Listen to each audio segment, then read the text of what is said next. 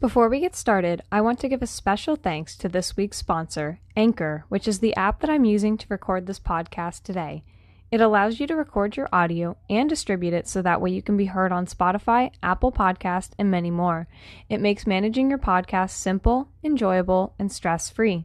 It's everything you need to make a podcast all in one place. So if you're interested in recording your own podcast and getting paid to do what you love, download the free Anchor app or go to anchor.fm to get started. Hello, welcome to the Restoring Balance with Megan Garza podcast. I'm your host, Megan, and I'm here to talk to you a little bit about nutrition. So I know that there are a lot of viewpoints, and I know there's a lot of new science that's always coming out, and it really is a broad topic because there are a lot of aspects of nutrition that you can talk about, like athletes' nutrition, infant nutrition, prenatal nutrition, men's nutrition, but, I'm just talking about nutrition as a whole. So, that really goes into the whole concept of bio-individuality, meaning that everybody is different and no one diet is going to work for everyone.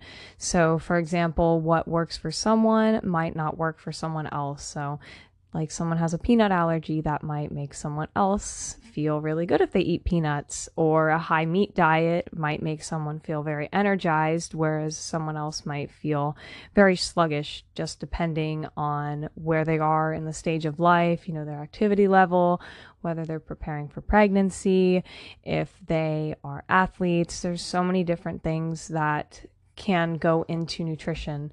And like I said, the science is always finding something new, and that's why I don't really stick to one approach, because I've noticed that since I've been going through my journey of understanding nutrition better, when I first started, I was very swayed by certain things that I read, not necessarily realizing that they were harming my body just because, it worked for someone else. And I really feel like I didn't listen to myself for a very long time, and I suffered from a lot of gas and bloating and abdominal pain, like severe pain, up almost every single night crying because, it was just that bad. And I didn't realize how sensitive I was to like beans, like chickpea and black beans and lentils. Certain things just really irritated my gut. And I was definitely not eating enough of the right foods for me. And that's why I'm kind of talking about this in more of a general, talking about nutrition more generally and what's worked for me. Because like I said, it might not work for you, but there are other foods that are going to work for you as well. So some of the foods that are currently working for me right now are pastured eggs.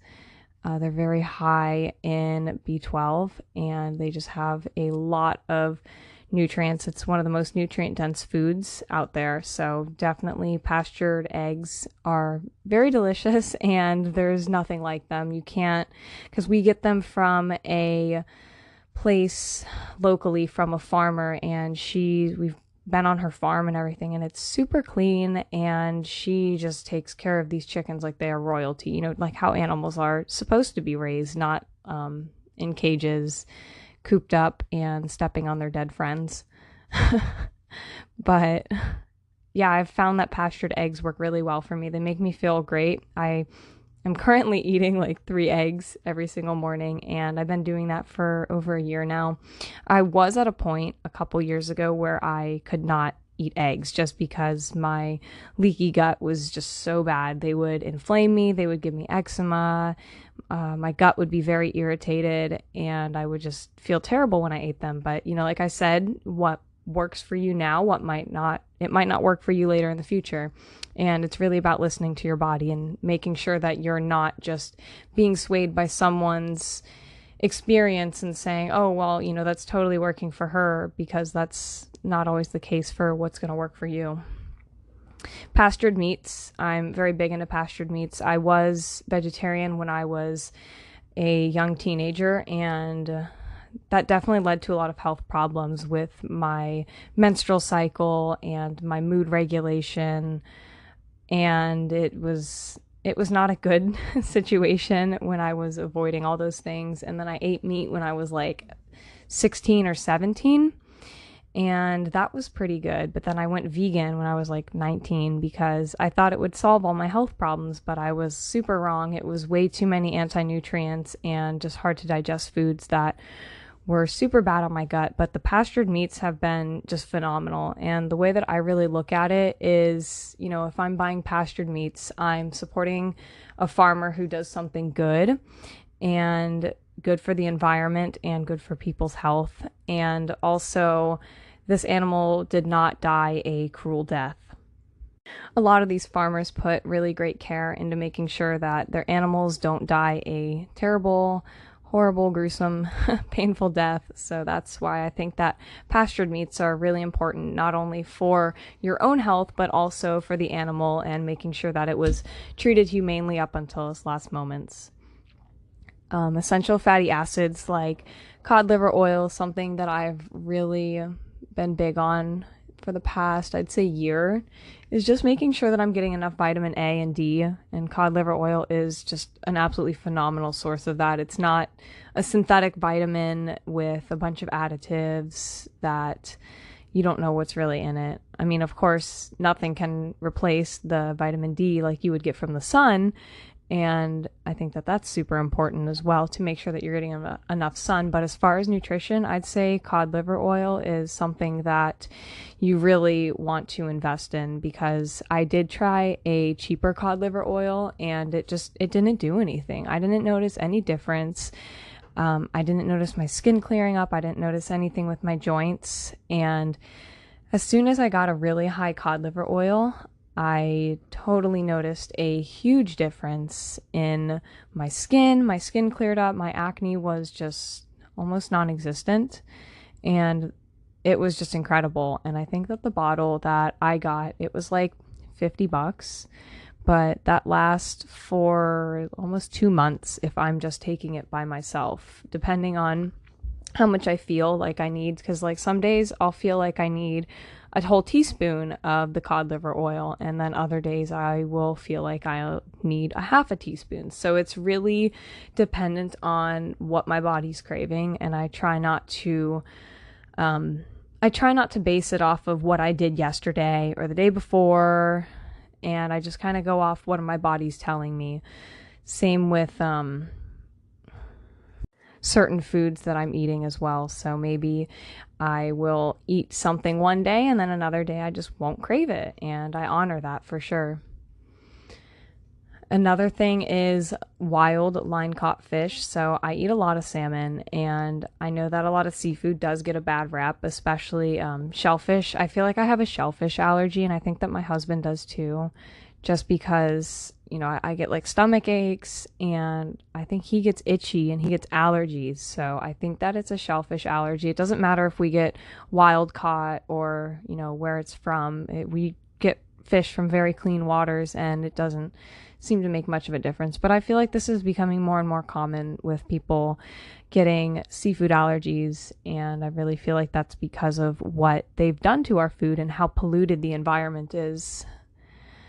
I definitely try to stay away from swordfish and tuna because of the mercury. Those are the larger fishes. Larger fish, not fishes. Fishes is not a word. They're the larger fish, and they store things like PCBs, which are toxins, in their fat, and also mercury. And, mercury is not good for you in any way, shape, or form. So definitely trying to avoid it is something that I try to do a lot.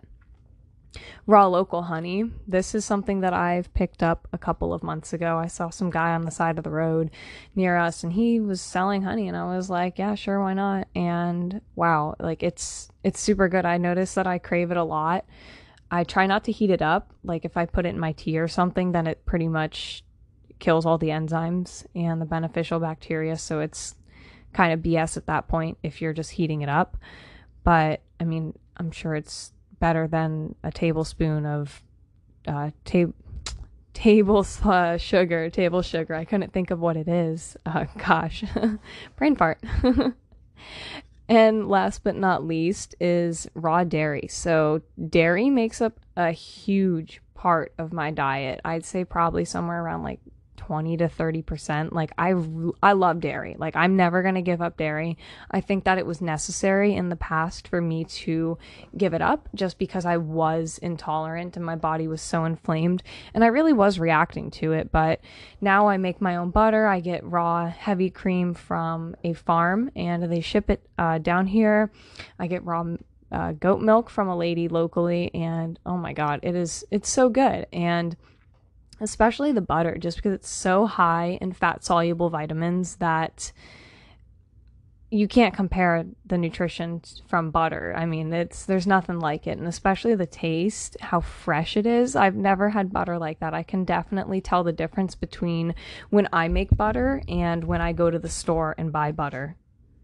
And then some of the foods that I really do try to avoid are pasteurized dairy. So dairy's great and I love dairy, but pasteurized dairy, they've done so many different things to dairy over the past couple hundred years, and it's really taken a toll on our health. At first, when they were not pasteurizing milk, there were a lot of children that were actually dying because of the bacteria in it, and it was very common. I forget what the name of the illness it was that they called it, but they even had a specific name for it just because there were so many kids that were coming down with it and dying, and that's really sad. It was very preventable. It was just because they kept the animals in very dirty conditions. They fed them something called just a bunch of junk, the leftover, and the doctors actually called it swill milk because it was just so dirty and polluted with, whatever it was that they were feeding them, and they didn't have access to giving these animals the proper treatment of medications. And I don't think that you should be drinking milk from any animal that's sick to begin with or under any kind of medical treatment like antibiotics. But, nowadays they still do that. They still give milk, they still sell milk, and that's what most of it is on the shelf, that has been treated with antibiotics and other, hormones, and they're still living in these dirty, disgusting conditions like they were 100 years ago. And this is something that really needs to change. There's a really wonderful book called The Raw Truth About Milk by William Campbell Douglas. It's a really wonderful book. It talks a lot about where the misconception about how milk is bad for you and why we treat the animals the way that we do, and a little bit about the history, especially in America, of how all of this came to be. And it's a really great read. I highly recommend picking that book up and reading it because there's a lot of good information on that. Another food or group of foods, I guess that's what you would call it, is just GMOs in conventional produce. So definitely these are sprayed with a lot of pesticides, and GMOs they are not good. For a large part, the health consequences of eating these GMOs are largely unknown, and I think that's really scary because, there's not a lot of testing on this kind of stuff, and they're kind of just experimenting on everyone, and I think that's really wrong, and I'm sure a lot of you listening feel the same exact way. It's definitely reduces the genetic diversity, so the more that the genes are diverse, they're more robust. So that's why, you'll see purebred dogs, they tend to have greater health problems than, a mutt, because the genetic diversity is what helps them deal with droughts and fungus and, bugs. So this is definitely something that is important, and they're definitely breeding that out. So GMOs and conventional produce, stay away. And vegetable oil. Oh my God. I cannot tell you how much I hate vegetable oil and how hard it is to avoid, because when you go into a restaurant, I can almost guarantee you that they are using vegetable oil when they're cooking your food. So it wreaks metabolism on your hormones. It wreaks havoc on your metabolism and hormones, and it causes inflammation. So this is definitely something that you don't want to be eating. I've noticed that once I stop eating vegetable oil, when I eat food with it, it has an extremely rancid taste. So an example of vegetable oil would be like rapeseed oil, cottonseed, canola oil, safflower, sunflower, things like that.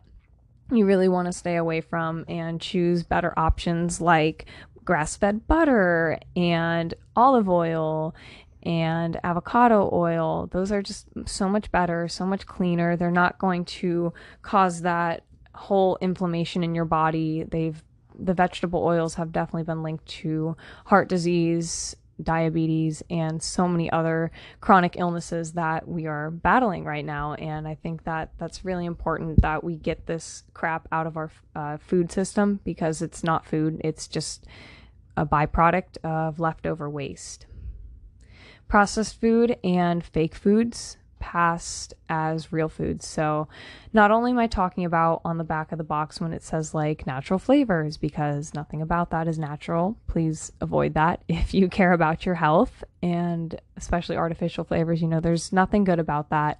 But when a food is trying to mimic another food, so I'm talking about the Beyond Beef crap that they're trying to feed us and pass off as better than real beef. I mean, that's just a blatant lie. You are never going to be able to mimic the nutritional value of real meat. You just can't compare that. And also, like when they say almond milk, you can't compare the nutritional value of an almond to milk, because they are completely different foods. So it doesn't make any sense.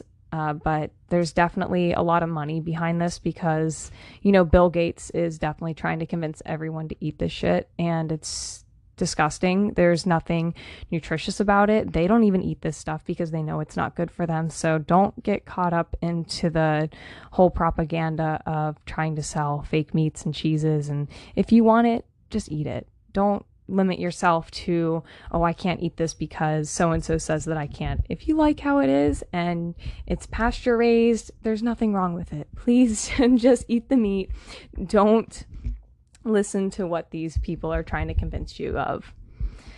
And also the fact that, it's just cells taken from a cow fetus, and the needle is stuck into its heart while it's still alive for about 5 minutes. So it's definitely not a cruelty-free option. There's no such thing as cruelty-free, I really feel, because you walk down the street and you're stepping on bugs and you're killing bugs. You drive your car and you could probably hit a raccoon and kill it. So just really taking that into consideration is something that I think is important, and noting that regenerative farming is also much more humane and sustainable. So making sure that you're not buying meat from these factory farms where they treat the animals terribly and they don't give them any room to actually be real animals. So yeah, regenerative farming is super great. And yeah, just staying away from fake foods is something that I've really been adamant about. And also on the topic of almond milk, so that's almonds and all these nuts and plants are full of anti-nutrients. So anti-nutrients are substances found in plants that nourish them to keep them safe, but they can also block the absorption of other nutrients eaten. So if you eat certain plants that are high in anti-nutrients, like berries or legumes, and also milk, like real cow milk or goat milk, those anti-nutrients are blocking the calcium absorption of the milk. And I'm not trying to scare you, because, they're definitely fine in moderation. I'm not saying, don't eat fiber, don't eat plants, but just making sure that, your gut is capable of digesting these foods. And if it's not, it might be wiser to eat foods that are easier to digest, like pastured meats, raw dairy, fruits, and cooked vegetables. Yeah, I'm definitely not a fan of raw veggies. They give me a lot of problems, and I think that that's really, really common in people with gut problems, or even just sensitive digestive systems. And also another note about the almond milk is you don't know what water they used. It says water. Does that mean filtered water? Does that mean water that they just got out of the tap? You have no idea what they are using for this. Preservatives like carrageenan, so this has definitely been linked back to cancer and other health conditions. And they have a lot of other preservatives like gums and things that are really irritating to IBS. Another factor is, where did the almonds come from? So are they sprayed with a bunch of conventional pesticides? Are the working conditions ethical of these people, or are they is it from slave labor over in Thailand? So definitely something to look at. And I know that you can say that with everything, but just really making sure that the products that you are getting are high quality. Some of the foods that I limit are nuts, seeds, legumes, grains. They're very high in anti-nutrients, and as I said before, raw veggies. Now, I don't like to really restrict my diet because I don't think that's good for your psyche. I don't think that it's good for a female to be restricting her diet in such a sense, just because of the fact that we do live in a diet culture, and many women have such a bad relationship with food as it is and their bodies that really restrictive diets are not going to make anything any better long term. So maybe for a short while going carnivore or vegan or paleo are great for you, but then maybe later on your body's going to start craving those foods and you're not going to feel as satisfied if you're not eating them. So really just listening to your body. And, I totally get it. It's really scary when you're eating certain foods and you just seem like you're reacting to everything because your gut is so inflamed. I get that. It really does suck. And, just dealing with it for then, but then trying to reintroduce those foods so that way you don't keep cutting out so many different foods, because that's not going to do anything for you. You're going to be missing a lot of nutrients in your diet, and it's just a recipe for disaster. Making sure that you're not feeling guilty when you're eating. So like when you go to a party or something, you don't want to feel like you're restricted. And because I know that sometimes when I go certain places, people do have a lot of food where I cannot eat it, and I feel guilty because I don't want to be like that kind of person. But sometimes you have to. But a lot of the times I will try to find something that I can eat, just because I don't want to be just standing there doing nothing. But restricting foods might be necessary for some people, and that's for several reasons. So that could be for food intolerances. So I know a lot of people have food intolerances, and the most common ones would be to milk, gluten, food colorings and preservatives, sulfites, and caffeine, and even fructose. So that's a lot of that's a lot of things that people can be intolerant to, but it is very possible. And for them, if you're dealing with any kind of food intolerance or sensitivity, restricting for a while might be a good idea, but long term, try to reintroduce it and see how your body reacts. And I feel like a lot of people are struggling with these food intolerances just because our food is not the same as it was that our great-grandparents were eating, because we have poor quality soil. So then that leads to poor quality food, just because of the fact that we use so many different pesticides when we are farming. We burn the soil after for the new crop, and there's so many nutrients that are missing from our food that were previously found 100 years ago. So that's something to consider. We also have access to the same exact foods year round, and if you continuously eat the same food every single day, you're probably going to develop some kind of sensitivity to it. So making sure that you are rotating your foods, and that's why eating seasonally is really important, because you don't want your body to start reacting to the foods that you're eating and that you love. So making sure that you don't eat the same thing all the time. And also another reason why I believe that food intolerances are common is just because of chronic inflammation. So, you have inflammation in your body that's already stirring up the pot, and it's already making things worse. And then you're adding these foods into your body that, your body just says, whoa, what is this? I don't know what to do with this. So you have a reaction. Either your skin gets itchy, or you have more allergies, or you have stomach aches, or whatever the case may be. However your intolerance shows up, inflammation is definitely playing a role in that. And I've had a lot of food sensitivities. I couldn't eat gluten, dairy, soy, eggs. Like I said, eggs would give me eczema. Haha, real funny, eczema.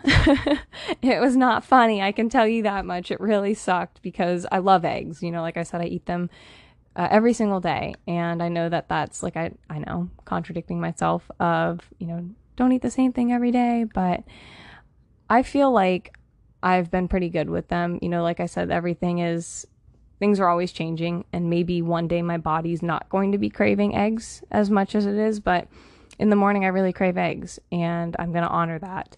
And I try to rotate other foods as much as possible, so that way I don't get intolerant to everything that I'm eating. Chia seeds. I still can't eat chia seeds. I don't know what is wrong with chia seeds, but these are just absolutely horrible. This is like one of the worst foods for me. And everyone in my family that's eaten it is like, oh my God, chia seeds are like the worst. They give me the worst headaches and stomach pains. So I don't know. I think it's just a food thing. Beans are something that I was sensitive to. I don't eat them anymore just because I don't like them. I don't feel like they do anything good for me. And the same with grains like rice and quinoa, and I don't know, I don't like them. They're just yeah. But now I'm able to, like I said, I eat a lot of dairy. I eat eggs. I try to avoid gluten, but I will have like a piece of sourdough like every other day. So sourdough bread, it's already fermented, or if I do eat gluten, it's going to be something really high quality that's organic, and I know that it doesn't come from outside of the US. So a lot of these foods I was able to heal myself. Once I healed my gut, I was able to reintroduce these foods. But when I do eat a lot of gluten, I start to feel sick and my skin gets worse, especially with vegetable oils. If I even have a little bit of vegetable oil, my skin just, oh my God, it's like all hell breaks loose. Like my skin can be so clear and it can be doing so great. And then it's just like, wow, full blown acne everywhere. And the connection between what you eat and how you feel is just absolutely astounding. And I feel like a lot of people don't make this connection, and that makes me so sad because it's so important. And so many people struggle with health issues like rheumatoid arthritis, Alzheimer's, cardiovascular disease, joint pain, hormone problems, sleep disorders, mood disorders, ADHD, you name it. It's probably linked back to nutrition to some extent. So people eat this stuff and they put it in their body, and it's 100% related to how you feel. So if you're eating McDonald's every day, don't expect to feel super great. You know, that's just how it is. It's not real food. It's nothing but a bunch of preservatives and crap that they put in there to make it addictive, so that way you go back and you eat more. So that would kind of be like putting the wrong oil in your car. So it's going to have issues with everything else in it and break down. You know, you put the wrong oil in it and nothing's going to go right. The exhaust isn't going to, go through your car properly, and it's just going to be a recipe for disaster. And that's the same with your body. And a lot of people don't make this connection between diet and how you feel. And it's crazy to me because a lot of this food has been proven to cause all these kinds of health issues. There's proof, there's scientific research that shows that this stuff is bad, yet people continue to eat it. And I don't know if that's just because of the lack of education. Even though we have access to the internet, maybe people just don't realize what they're doing is something wrong.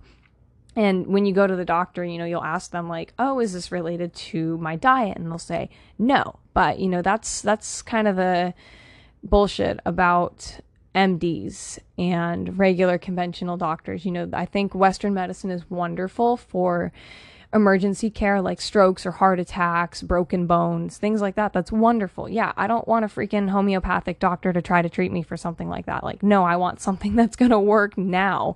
But for chronic illness and disease, no way. I would not go to an MD. I would not trust them.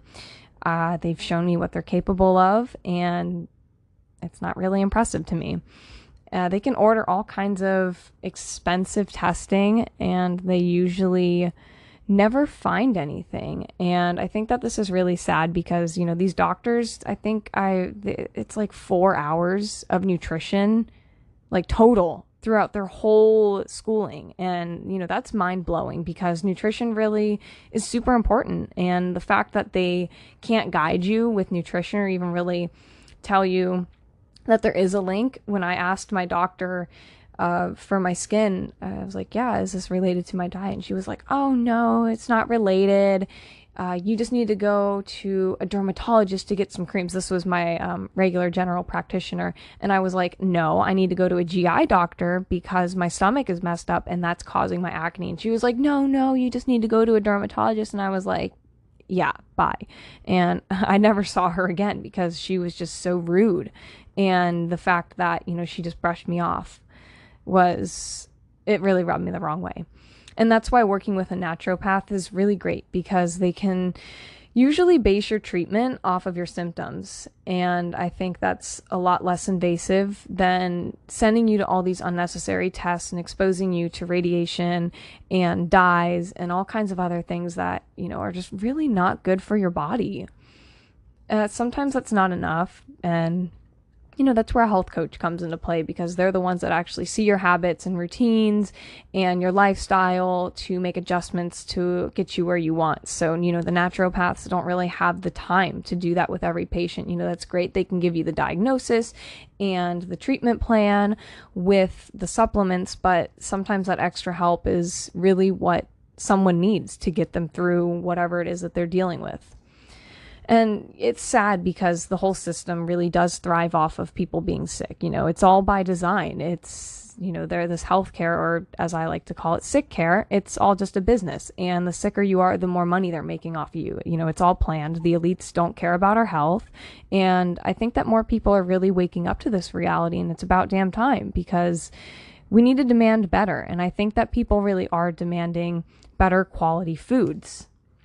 And I don't really want to get off topic too much, but, just looking up natural health on Google, they censor it. And that's why I go to DuckDuckGo. And, I know they probably still track my information and all that, blah, blah, blah.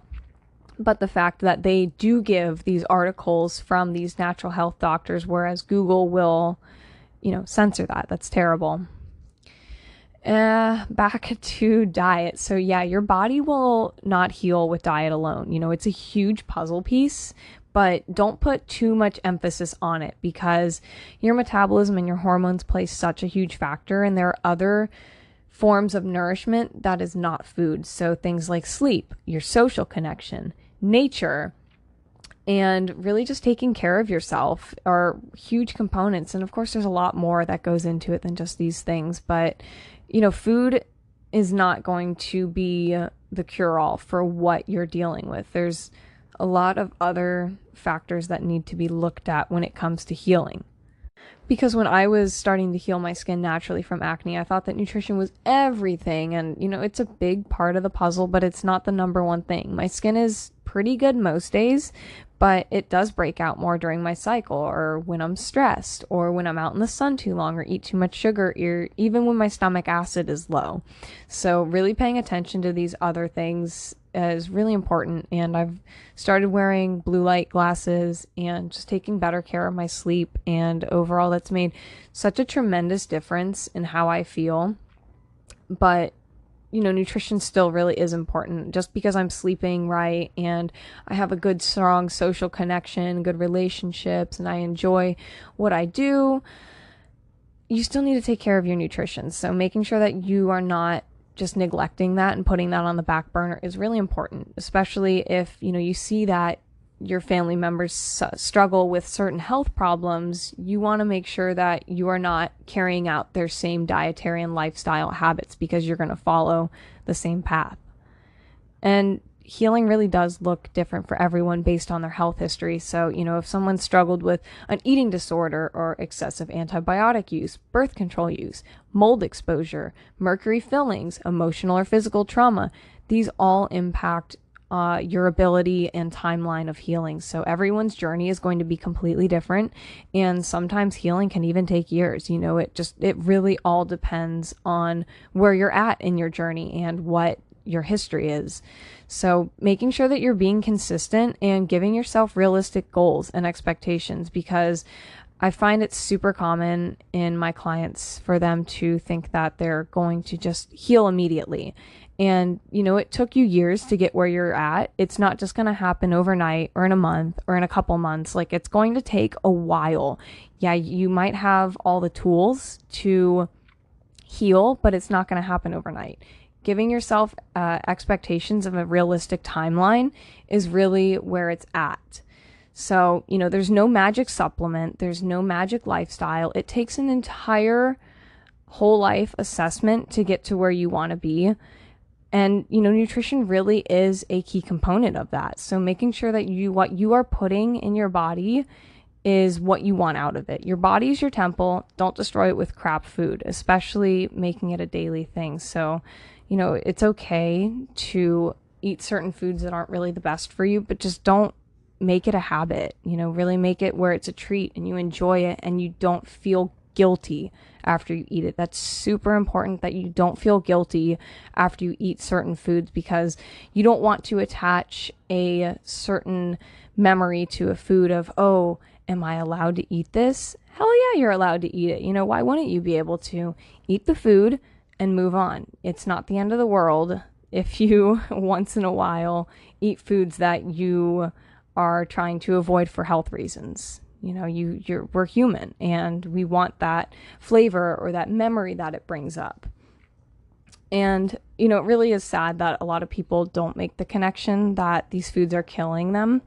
So really bring this up to your family and your friends and everyone, because we need to be more aware of this stuff and to really fix this broken system that we have been handed down, because it's clearly not working. I mean, I see a lot of the people around me, even my age, they're struggling with so many health issues. I see certain family members, certain people that are older than me, just in really, really rough shape. And it breaks my heart, because I know a big portion of that had to do with nutrition. And if they had just made better choices with their nutrition, more informed choices, that they probably didn't have the access to this information during that time, just because of the internet and the way that things are. But a lot of these illnesses can be prevented. So really taking care of yourself and making sure that you're taking good care of your body, because 100 years ago, the way that the average person eats today would be considered super weird.